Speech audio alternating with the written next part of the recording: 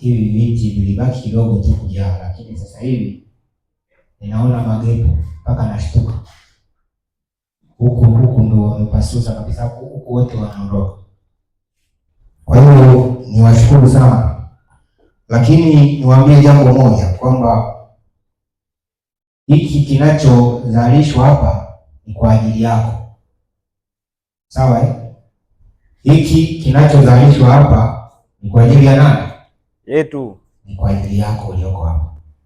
Kwa hiyo usivunjike moyo, usikate tamaa. Amen. Ni kwa ajili yako. Sasa ndugu zangu, nina muda hatujasalimiana, lakini kwa neema ya Mungu nimekuja leo tusalimiane.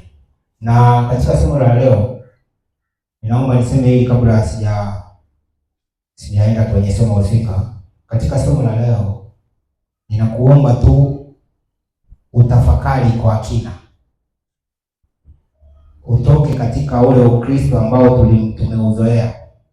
Ninasema tumeuzoea kwa sababu asilimia kubwa tunaishi katika Ukristo huo.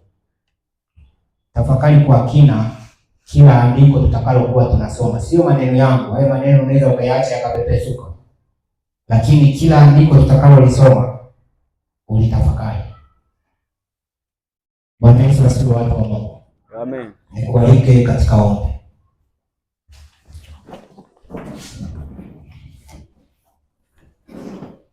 Tuombe. Baba yetu na Mungu wetu wa mbinguni, tunakushukuru katika masaa haya kwa sababu unatusikia. Asante kwa kuwa umetupatia kibali katika masaa haya ili kwamba tujifunze neno linalotoka kwako. Ni imani yetu kwamba utafanya hivyo kwa sababu haya yote ni mapenzi yako. Mimi pamoja na wasikilizaji hao na popote pale sauti hii inaposikika, tutiishe chini ya neno lako ili kwamba kila neno litakalofunuliwa basi likaishi katika maisha yetu sasa na hata milele, kwani tumeomba kupitia jina la mwanao Yesu Kristo. Amen. Karibu katika somo la leo. Ndugu zangu,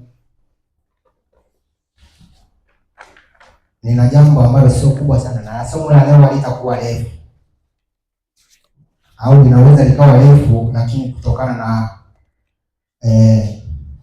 nilikuwa sitamani hivyo, lakini ikiwa hivyo basi mapenzi ya Mungu yatimizwe. Ndugu zangu, tuna somo linalosema siku ya utisho isiyoelezeka. Siku ya utisho isiyoelezeka. Wakati Mwenyezi Mungu anapotoa maonyo, anatamani kila mwana wa Mungu alisikie lile onyo, alichukue, ajisahihishe.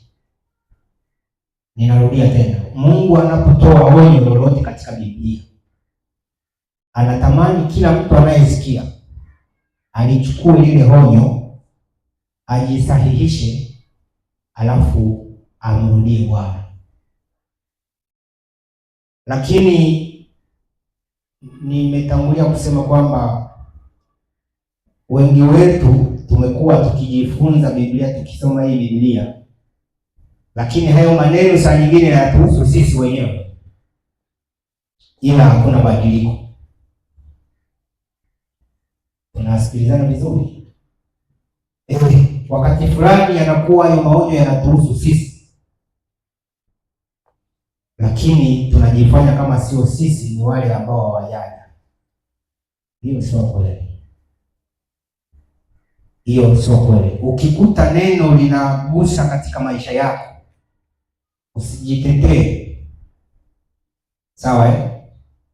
Usijitetee. Katika kitabu msomaji yupo? Nipo.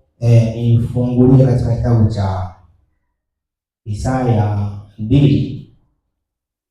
Nisomee mstari wa 20 na 21. Isaya 2 anasema 20 na 21 sema. Anasema siku hiyo ndio kila mtu atazitupilia mbali sanamu zake za fedha, ndio, na sanamu zake za dhahabu, na walizojifanyia ili kuziabudu, ndio, kwa fuko na popo, ndio, ili aingie ndani ya pango, naam, ili aingie ndani ya pango za majabali, ndio, na ndani ya tundu za miamba iliyopasuka, mbele ya utisho wa Bwana na utukufu wa enzi yake, atakapoondoka ili atetemeshe mno dunia. Sasa ukilinganisha na kichwa cha somo nilichokuambia na hilo andiko, anza kutafakari, unaona nini? Unahisi nini? Ndugu zangu, ngoja turudi kibinadamu. Kuna aina kuu 3 za viburi, lakini mimi leo nitasema moja, hizi zingine itakuwa siku nyingine.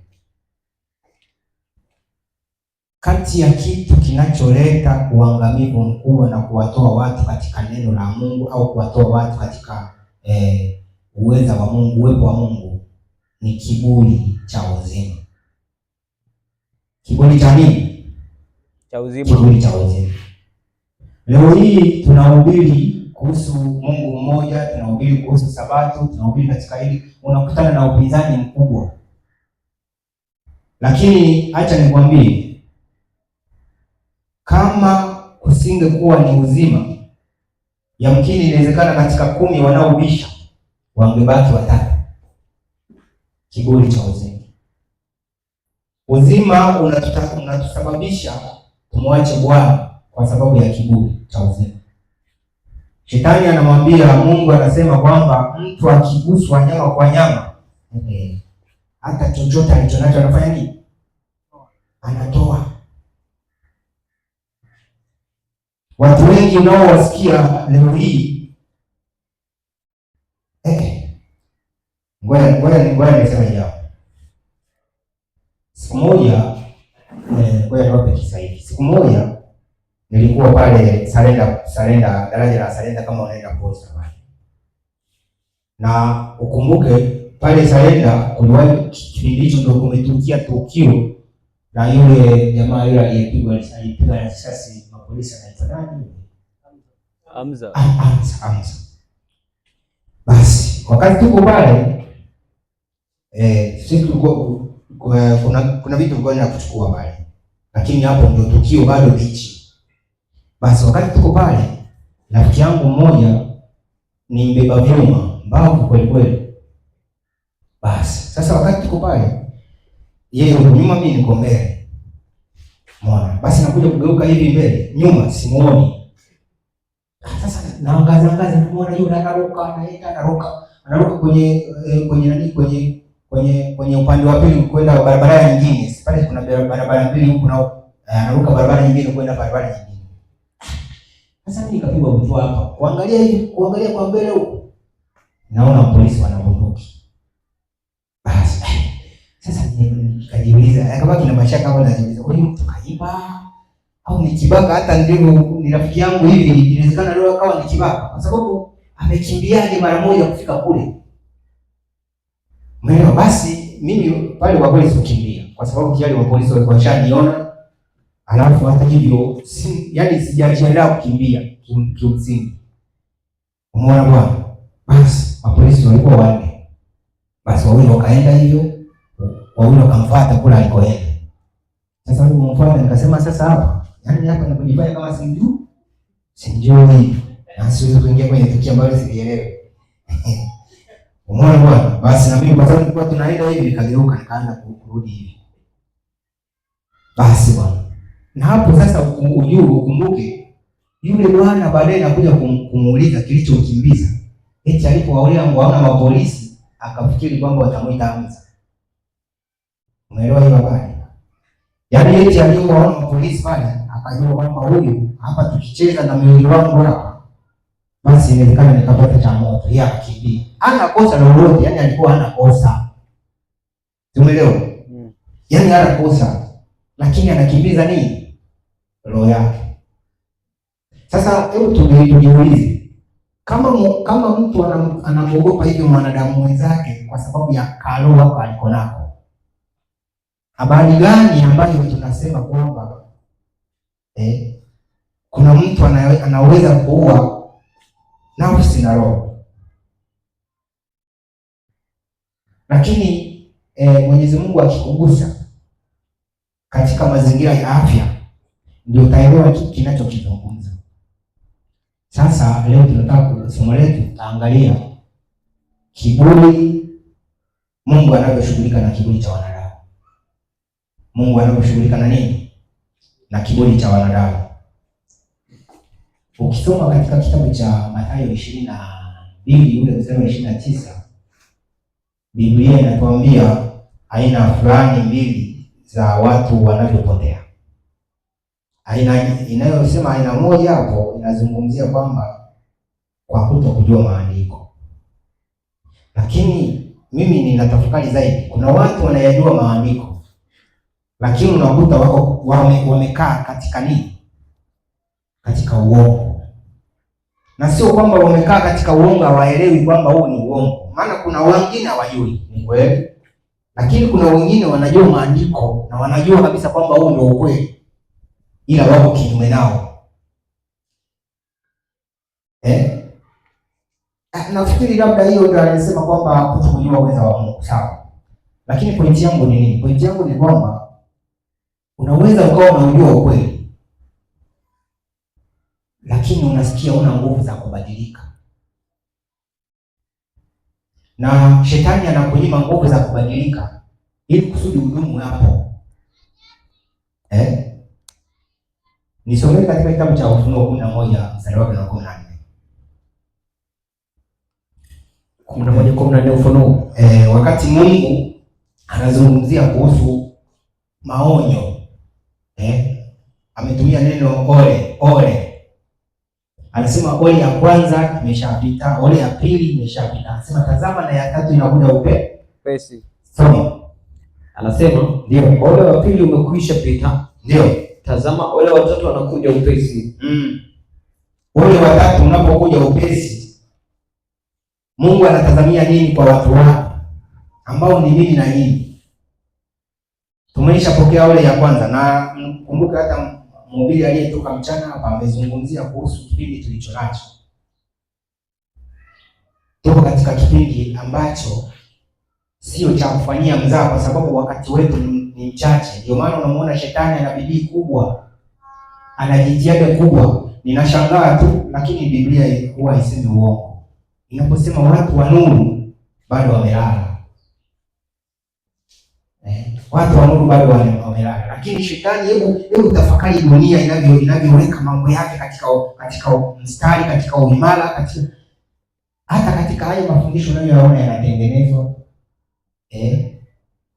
Hii misingi unayoiona inajengwa kana kwamba kama ina binadamu ndani yake, kama ina eti watu wapumzike siku moja. Yaani ukitafakari unaona kama wanataka upumzike fulani. Sijui tunazuia.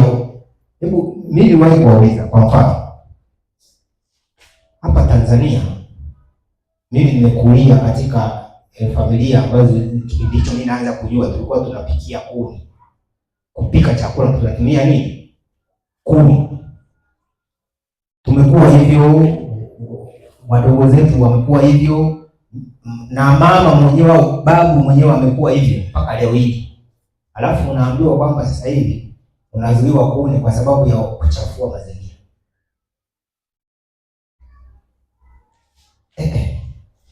Sasa ni kweli, inawezekana labda inawezekana ni kweli tunachafua. Lakini sasa kama tunachafua na uwezo wetu ndio huo uko hivyo, yaani mimi kuna vitu huwa natafakari. Yaani eti mtu anaye kata kuni akapika chakula hapo anachafua mazingira, lakini wanaokata miti mikubwa huko na wanauza mkao hawa wachafu. Yaani hao wanaruhusiwa kuuza, lakini wewe ukikuta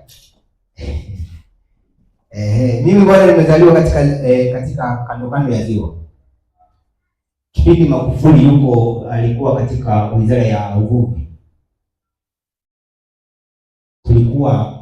kulikuja na zuio la kuzuia samaki wadogo kuanzia inchi 5. Samaki wa inchi 5 analingana hivi kama kiganja changu. wale walikuwa wanazuiwa kwamba samaki anatakiwa aanzie inchi 6, 7 na kuendelea. Lakini sasa angalia kilichokuwa kinafanyika. Na mpaka sasa hivi ndicho kinachofanyika. Anazuiliwa mvuvi ila nyavu huko zinauzwa. Unanielewa?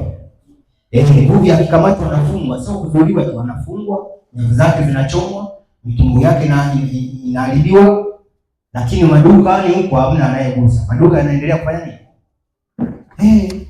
Kwa sababu hizo nyavu zinatoka Uganda, zinatoka huko Kenya, South Africa.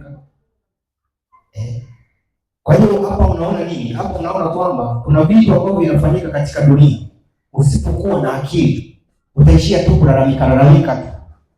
Sasa tunapokuja katika swala la ufalme wa Mungu, tunabidi tuwe na akili.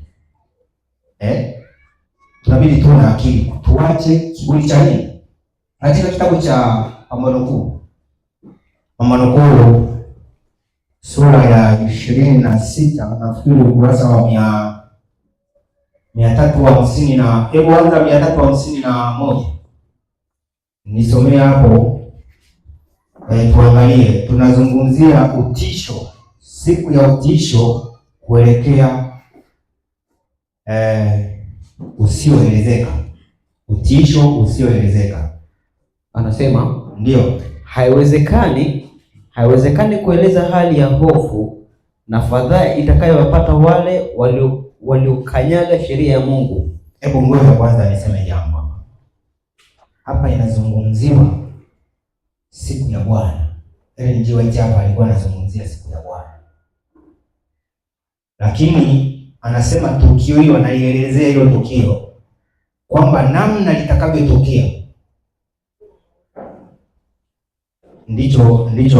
Hebu tumsikilize, nisiseme maneno yangu. Sema. Anasema haiwezekani kueleza hali ya hofu na fadhaa itakayowapata wale waliokanyaga sheria ya Mungu. Ndio. Walialifu sheria ya Mungu ili kupata furaha ya ulimwengu na kuwafanya wengine pia kuialifu. Ndio. Sasa wanahukumiwa na sheria ile ile walioidharau. Ile sheria ambayo tunawahubiria kila kukicha, halafu wanaidharau. Wanahukumiwa kwa hiyo. Wanahukumiwa na hiyo. Wanaona kuwa hawana udhuru wowote. Watu hao maadui wa sheria za Mungu. Ndio. Sasa wanaona wazi upya juu ya ukweli na wajibu wao. Sasa wanaona kuwa Sabato ni muhuri wa Mungu aliye hai. Ndio. Wanaona lakini wameshachelewa. Msingi wa mchanga walikuwa wamejenga, lakini wamechelewa. Ndio. Walikuwa wakipigana na Mungu wakati wakidhani kuwa walikuwa wanamwabudu. Hebu ishia hapo kwanza. Unamsikia huyu mama anasema walikuwa wanapigana na Mungu wakidhani wanamwabudu. Wakati fulani tunaweza tukawa tuna ukweli fulani, wakati fulani tunaweza tukawa tuna ukweli, lakini tusipoishi huo ukweli, hatuna tofauti na hao wanaotajwa hapa. Biblia inasema kwamba kuna watu watakuwa wanabidii katika kumtafuta Bwana, lakini wakati wanamtafuta Bwana wanaona hawana mabadiliko, wanajiuliza, wanasema, mbona tumejitaabisha siku zote hizi, mbona hatuoni? Yaani wanasema kwamba wamejitaabisha lakini hawaoni. Wamefanya kazi kubwa kumwabudu Bwana. Wengine wako katika giza lakini wanadhani wako nuruni. Sasa hicho ndicho anachokisema kwamba watakuwa wanadhani wanamwabudu Bwana, kumbe wanafanya nini? Kumbe wako gizani, kumbe wamepotea. Tunapokuwa tunazungumzia sheria ya Mungu, hatuzungumzii kwamba tu kuishia kwenye maneno. Tunazungumzia kwamba ije kwenye maisha yetu. Endelea kusoma. Anasema, ndio. Anasema, naam. Walikuwa wakipigana na Mungu, ndio, wakati wakidhani kuwa walikuwa wanamwabudu. Walimu wa dini waliwaongoza watu kwenda ahera. Ndio. wakati walidhani ya kuwa wanawapeleka mbinguni. Basi ishi hapo. Hao tunaojifunza hao kina Mwakemwa, kina nani hao tunaowaona kwamba ni walimu wa dunia hii, ni walimu wasomi mabobezi. Mtu mmoja akaniambia kwamba mimi nina nini wanaita level ya 7 ya theolojia. Nasema wewe utaniambia nini? Lakini huyo anafundisha utatu, na ukimuuliza kwamba hebu sasa niambie hii umeelewaje wewe, anasema kwamba ukisoma katika Mathayo 28 unaona kabisa hizi nafsi tatu zimejifunua. Utatu huko hapo. Na mimi nikamuuliza sawa, utatu unaweza wewe ukauona kwa maneno yako, lakini je, nafsi tatu hizi kwenye Biblia umeziona wapi? Akasema wewe unatakiwa usome andiko uingie kwenye content. Jamaa bwana ashenze kweli. Haya. Basi kwa hiyo ndugu zanguni, tunapokuja kujifunza neno la Mungu, ni lazima kwanza tujue kwamba tunajifunza neno la Mungu, tunajifunza elimu ambayo sio ya mwanadamu. Tunajifunza neno ambalo hakuna mwanadamu ambaye anaweza akakaa akalifanya neno likawa fundisho letu. Wale waliokaa huo mwaka 335 mpaka 381 ni wanadamu, hawezi wakatengenezea wafundishe. Eti watufundishe namna ya kumwabudu Mungu. Haiwezekani. Kwa hiyo lazima tujue kwamba tunasoma andiko ambalo limevuviwa nini? Roho Mungu. Niwauliza hata marafiki zangu hapa, nikasema wale waliokaa walikaa kwa roho ipi? Walikaa kwa roho ipi? Kama ingelikuwa ya Mungu wasingetofautiana na Biblia. Kama ingelikuwa ya Mungu. Sasa haya, achilia mbali hiyo. Kama ingelikuwa ya Mungu wasingebakizwa na fumbo, wangefumbuliwa tu. Kwa sababu ukisoma Danieli anakuambia kwamba Mungu ndiye anayeweza kufungua mafumbo. Wangefumbuliwa, wanabaki na fumbo, wana roho wa Mungu. Lakini hata hivyo ndugu zangu, Biblia inasema kwamba hayo yaliyo ya siri ni ya Mungu. Sisi ya kwetu ni yale yanayo wazi, ya kwetu na watoto wetu. Ezekiel soma. Hebu ngoja kwanza. Acha kwanza Ezekiel. Usome katika kitabu cha Isaya 2 anza mstari wa 5. Isaya 2 anza mstari wa 5. Anasema twende hapo. Enyi wa nyumba ya Israeli, ndio, njooni twendeni katika nuru ya Bwana. Naam. Maana wewe umewaacha watu wako, nyumba ya Israeli, ndio, kwa sababu wamejaa kawaida za mashariki, nao walisoma vizuri. Soma vizuri kwamba soma vizuri. Anasema maana wewe naanzia 5. Haya. Enyi wa nyumba ya Israeli, naam, njooni twendeni katika nuru ya Bwana. Naam. Maana wewe umewaacha watu wako, nyumba ya Israeli, ndio, kwa sababu wamejaa kawaida za mashariki, nao wapiga ramli kama Wafilisti, ndio, na wanapana mikono na wana wa wageni, ndio. Tena nchi yao imejaa fedha na dhahabu, wala hapana mwisho wa hazina zao. Hapana mwisho wa hazina zao. Ndio. Tena nchi yao imejaa farasi, wala hapana mwisho wa magari yao. Hebu ishia hapo kwanza, tuanze tujue Biblia inachokisema hapa. Biblia inazungumzia watu wenye fahari, watu wenye wana mali, wana mifugo, wana kila kitu. Yaani kwa habari ya kumiliki hawana shida. Watu wana kila kitu. Ndio waliosoma au wamesoma, wana elimu ipo, fedha ipo, kila kitu kipo. Endelea kusoma. Anasema tena nchi yao imejaa fedha na dhahabu, wala hapana mwisho wa hazina zao. Tena nchi yao imejaa farasi, wala hapana mwisho wa magari yao. Tena nchi yao imejaa sanamu. Tena nchi yao imejaa sanamu, ndio, huabudu kazi ya mikono yao, vitu vilivyofanywa kwa vidole vya wenyewe. Ndio, mtu mnyonge huinama na mtu mkubwa hujidhili. Ndio. Kwa hiyo usiwasamehe. Haya, wewe ishi hapo kwanza. Tunaanza kuwaona hawa watu katika sasa hivi ni viburi vya pesa. Niliwagusia kiburi cha uzima. Hiki ni kiburi cha kumiliki. Hawa watu wanamiliki mpaka maskini. Maskini anainama, wao wanajiinua. Hawa watu, hebu tuendelea mbele kidogo. Anasema ni mtu mnyonge huinama na mtu mkubwa hujidhili. Ndio. Kwa hiyo usiwasamehe. Ingia ndani ya jabali, ukajifiche mavumbini mbele za utisho wa Bwana, mbele za utukufu wa enzi yake. Ndio. Macho ya mwanadamu yaliyoinuka yatashushwa chini. Macho ya mwanadamu yaliyoinuka yatafanya nini? Yatashushwa chini. Endelea. Na kiburi cha mwanadamu kitainamishwa. Kiburi cha mwanadamu kitainamishwa. Naye Bwana yeye peke yake ndio atatukuzwa siku hiyo. Basi, hebu ishi hapo kwanza. Tunazungumzia viburi vya wakana Mungu, viburi vya wapinga Kristo, viburi vya dunia hii.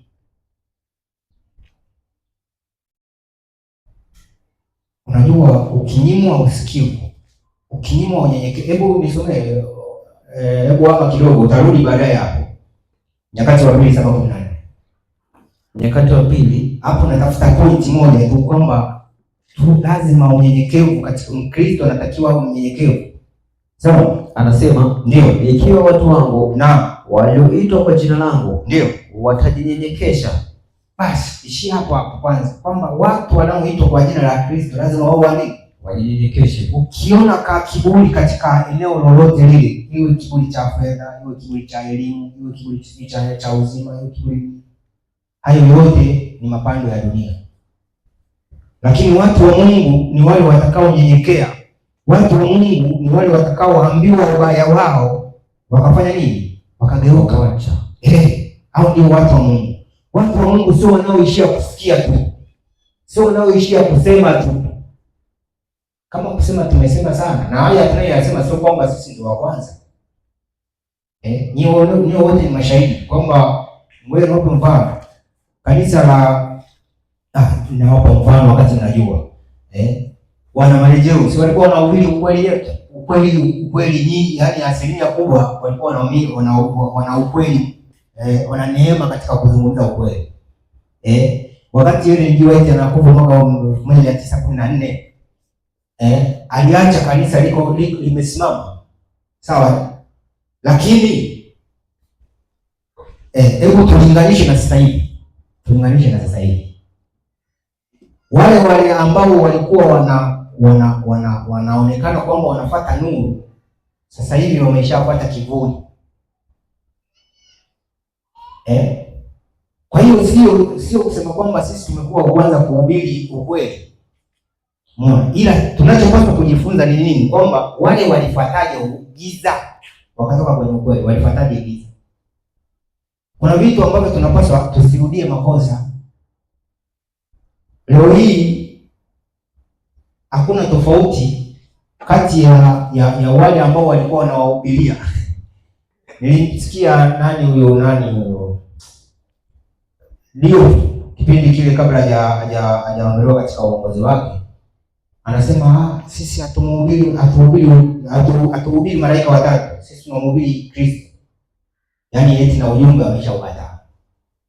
Eti sisi hatuwahubiri malaika watatu, sisi tunamhubiri Kristo. Wakati kipindi hicho wanasema tuna ujumbe wa wakati malaika watatu. Kwa hiyo kumbe dharau na kiburi kinapoinuka na kukua kinamfanya mtu amwache Bwana. Na katika kumwacha Bwana hana kila anachokiofu chochote. Yaani anajiona yuko sawa.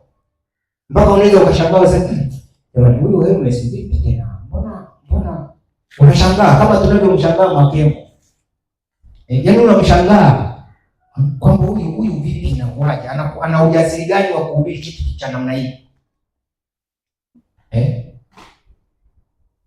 Mtu anapokuwa na kiburi, anaposhindwa kuwa mnyenyekevu, basi mwisho wa siku ni kukimbilia ile njia ya nini?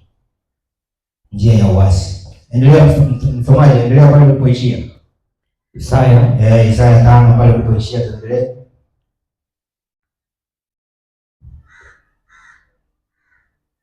Anasema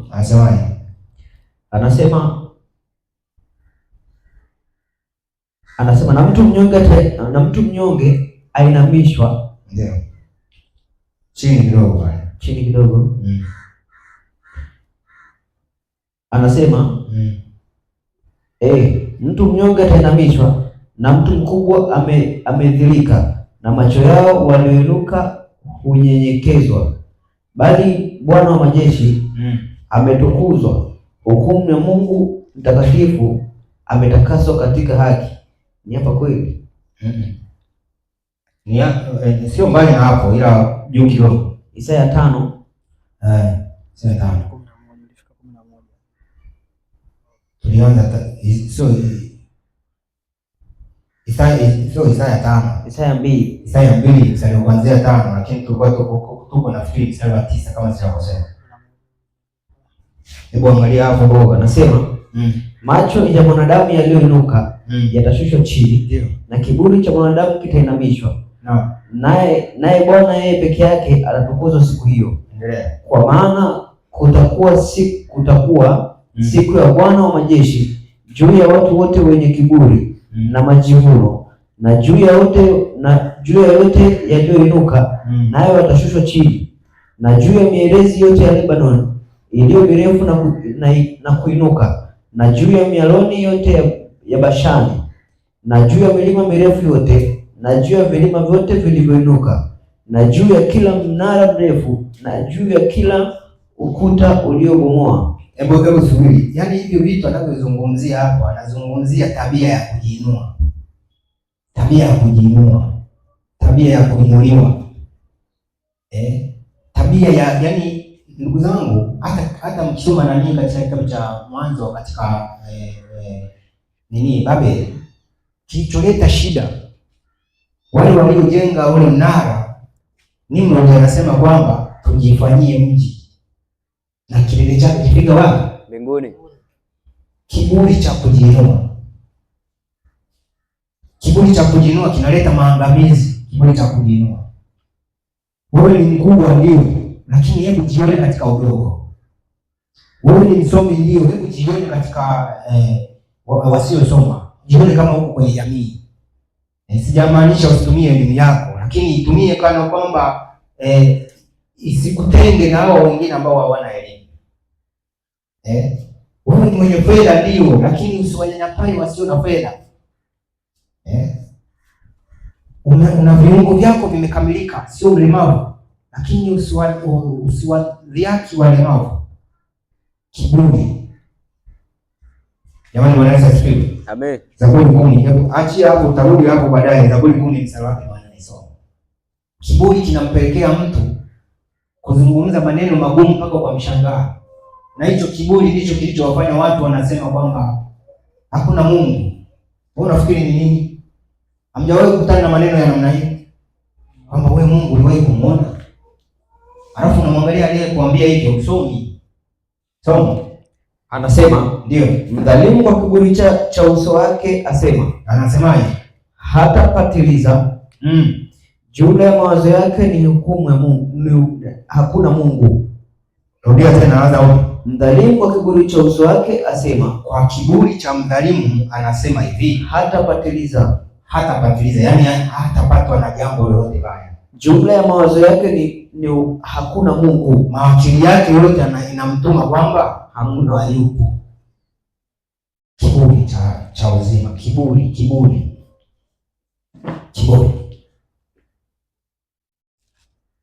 Ndugu zangu wapendwa mnaonisikiliza,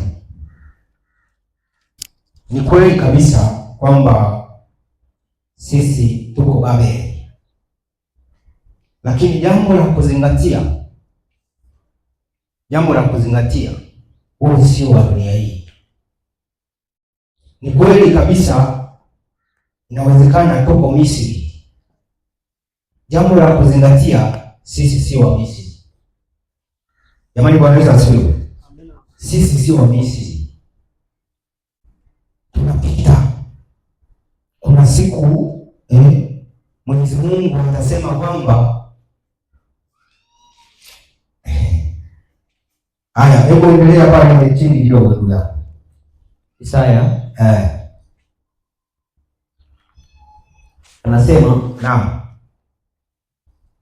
anasema na juu ya merikebu zote za Tarshishi na juu ya kila taswira ipendezayo, ndio, na majivuno ya mwanadamu yatainamishwa. Anarudia tena kwamba hayo majivuno, kujivuna, utainamishwa. Endelea. Na kiburi cha watu kitashushwa, ndio, naye Bwana yeye peke yake atatukuzwa siku hiyo. Basi hebu ishi hapo, siku ya Bwana. Ndugu zangu, na sisemi ili kuatisha, na ndivyo Biblia inavyosema. Siku ya hukumu, kila mmoja atatamani. Tumesoma hapo kwamba watatamani miamba ipasuke, wafanye nini? Waingie, wajifiche. Kiburi hiki kiko hapa tu, lakini ile siku ikifika, lakini kwa wale wanaomjua Mungu, kwa wale ambao wamejinyenyekeza kwa Mungu, watasema huyo ndiye Bwana wetu, na yeye atasema mimi ndio Mungu wenu. Kwa hiyo ndugu zangu, hilo la kwanza, kiburi. Jamani, Bwana Yesu asifiwe. Amen. Hebu nisomee mstari wa Pambano Kuu ile katika ukurasa wa 332 352 na 53. Anasema 52. Haya, so sauti ya Mungu inasikika ikitangaza siku na saa ya kuja kwake Yesu. Waisraeli wa Mungu wanasimama wakisikiliza, ndio, nyuso zao ziking'aa kwa utukufu wa Mungu. Ndio. Mara ikaonekana ishara, wingu dogo jeusi likaonekana upande wa mashariki. Ni wingu ambalo linamzunguka Mwokozi. Watu wa Mungu wanalikodolea macho wakiwa kimya kabisa. Wingu linazidi kukaribia. Ndio. Kumbe ni wingu jeupe kubwa kabisa. Ndio. Kitako chake kinang'aa kwa utukufu mwingi. Ndio. Kama moto wakao. Juu yake kama upinde wa agano. Ukilizunguka. Sasa huyu ajaye siye mtu wa huzuni, bali ni mshindaji mkuu. Sio mtu wa huzuni, bali ni mshindaji mkuu. Ndio.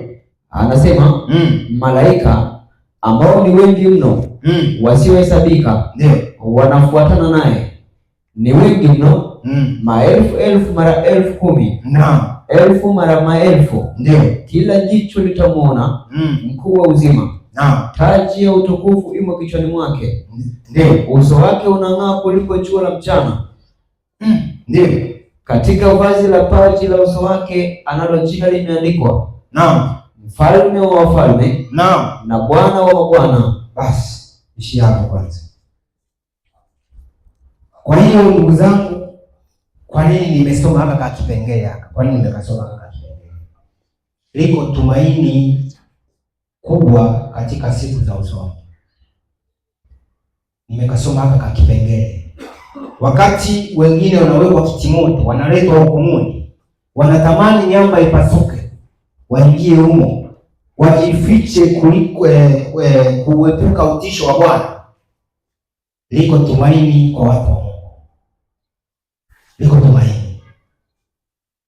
Wakati unaona kwamba kuna mazingira fulani unapitia katika mazingira magumu, kukatishwa tamaa, wakati fulani unaambiwa maneno ya kebei na wakana Mungu, wakati fulani unaona kabisa kwamba uko katika kipindi cha joto la kiroho, Sijajua kama mnalijua joto la kiroho. Kuna joto la kiroho kama hujawahi kupitia. Unapitia katika joto la nini? La kiroho. Joto la kiroho. Kumbuka hili kwamba liko tumaini katika siku za nini? Za mwisho. Liko tumaini katika siku za mwisho. Ambapo sauti itasikika, nasema kwamba aliyedhalimu na azidi kuwa dhalimu. Jamani, Bwana Yesu asifiwe. Amen. Lakini mtakatifu azidi kufanya nini? Kutakaswa. Jamani, Bwana Yesu asifiwe. Haya, naona sijui moto nice.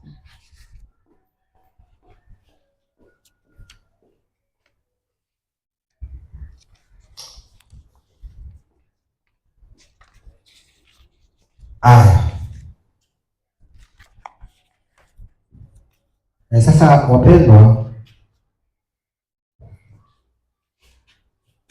nina mambo mawili hapa ambayo ninayasema kwenu, ukiachilia mbali hili la kiburi na hili nililomaliza la tumaini la siku za usoni. Kuna mambo mawili nataka niyaseme kwenu. Wewe unaitwa mwana matengenezo, mimi ninaitwa mwana matengenezo. Maana yake ni nini? Maana yake ni kwamba hakuna mtu anayeweza kuitwa mjenzi ikiwa hajawahi kujenga. Hakuna mtu anayeweza kuitwa fundi ikiwa hana ujuzi fulani. Hakuna mtu anayeweza kuitwa muuzi ikiwa hajawahi kuunda. Kwa hiyo wewe unapoitwa mwana matengenezo, beba hiyo sifa kwamba unafaa kutengeneza. Sijasema kuwatengeneza wengine, maana hilo nafikiri linajulikana. Kujitengeneza wewe mwenyewe, kwa sababu wewe ni mwana matengenezo. Wewe ni mwana matengenezo. Na ndugu zangu, katika kutengeneza sasa, usitarajie kwamba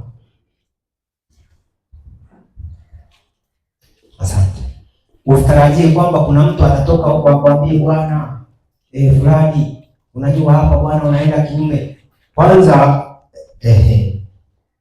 nyinyi mnaoitwa watu wa Mungu, mnaoitwa wana matengenezo nini, hakuna mtu yeyote kukosoa wewe hata kama umekosea.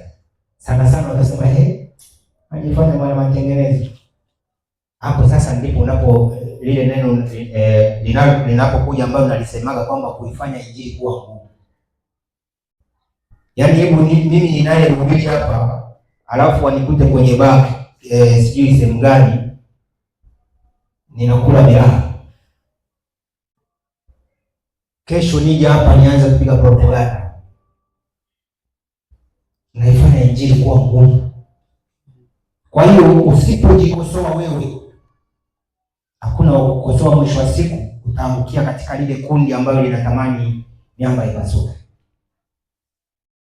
Sisi ni wana matengenezo, ni lazima tujitengeneze, ni lazima tutengenezane sisi kwa sisi, ili kusudi Mungu anapoyaona matendo yetu mema,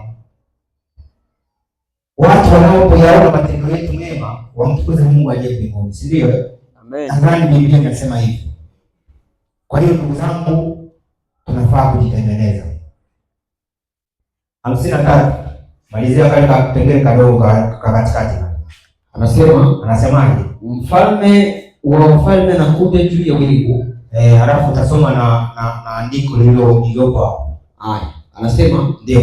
Na mfalme wa wafalme anakuja juu ya wingu, likizunguka na miale ya moto. Ndio. Nchi ikatetemeka mbele yake. Mungu wetu atakuja wala hata nyamaza. Hawezi kunyamaza. Moto utakula mbele zake. Ndio. Na tufani yavuma sana ikimzunguka pande zote.